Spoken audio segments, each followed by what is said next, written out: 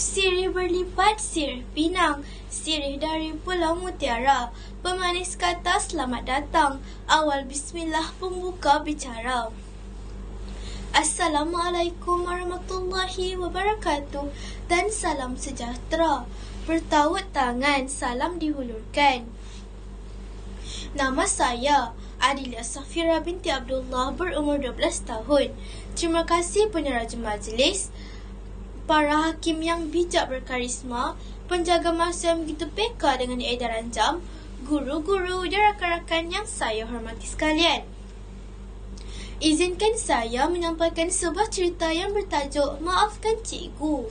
Kisahnya adalah tentang seorang anak yatim yang bernama Amir. Ayahnya telah meninggal dunia sejak dia masih kecil lagi. Untuk menyara kehidupan mereka, ibunya mengambil upah menebas kebun dan menjual kuih. Namun, Amir tidak pernah mengeluh, malah dia turut membantu ibunya dengan menghantar surat khabar sebelum ke sekolah. Seperti biasa pada pagi itu, Amir mengayuh basikannya dengan laju, berpeluh-peluh badannya. Amir bimbang dia akan bertemu dengan Cikgu Hakim, iaitu guru disiplinnya di sekolah. Mendengar namanya sahaja sudah cukup membuatkan pelajar-pelajar kecut perut, apatah lagi bersemuka dengannya. Ketika Amir tiba di sekolah, jam tangannya menunjukkan jam 8.30 pagi. Dengan langkah yang tergesa-gesa, Amir pun menuju ke kelasnya.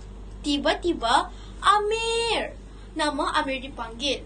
Panggilan itu lantas mematikan langkahnya. Jantung Amir berdegup dengan lebih kencang. Terlihat wajah Cikgu Hakim yang sangat serius. Dengan suara yang lantang, Cikgu Hakim memarahi Amir kerana datang lewat ke sekolah. Amir hanya membisu kerana memberi alasan pada saat itu bukanlah tindakan yang bijak.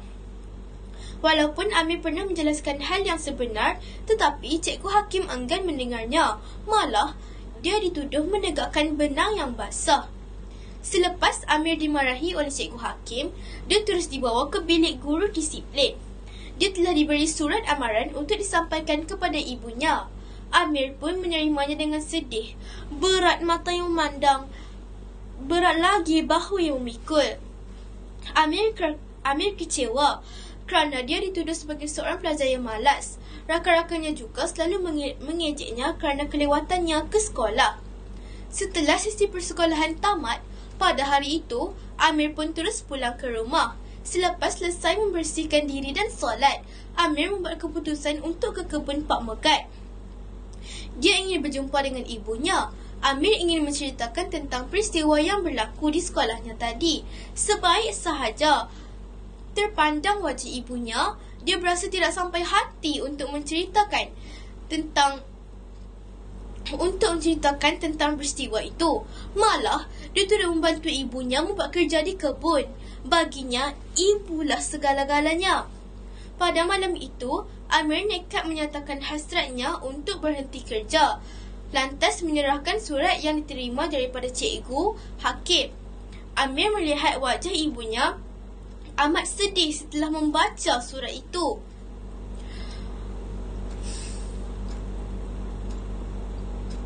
Ibunya hanya inginkan anaknya berjaya dalam pelajaran. Sebagai pelajar tahun 6, Amir dapat berfikir dengan baik. Dia telah membuat keputusan untuk berhenti kerja. Dia berazam untuk menjadi seorang pelajar yang datang awal ke sekolah dan cemerlang. Keesokan harinya, pagi-pagi lagi dia telah sampai di kedai Pakcik Mutu, tempat mengambil surat khabar. Dia ingin menyatakan hasratnya untuk berhenti kerja. Selepas itu, Amir mengayuh basikannya lebih laju dari biasa. Dia tidak ingin terlambat dan dimarahi Cikgu Hakim lagi.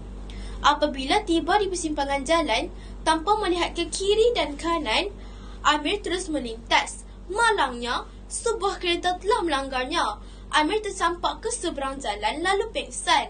Pemandu kereta itu turut membawanya ke klinik yang berdekatan. Dia cuma mengalami luka-luka kecil sahaja.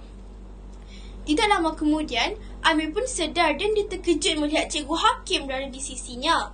Dengan wajahnya ikhlas dan mesra, Cikgu Hakim meminta maaf atas kecuaiannya memandu kereta. Amir tercedera. Maafkan Cikgu, Amir.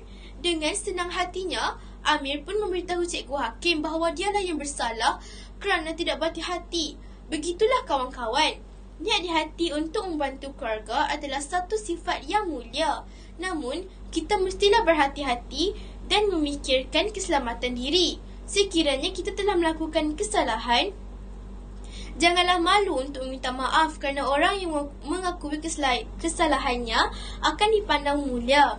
Sekian wabillahi taufiq wal hidayah. Wassalamualaikum warahmatullahi wabarakatuh.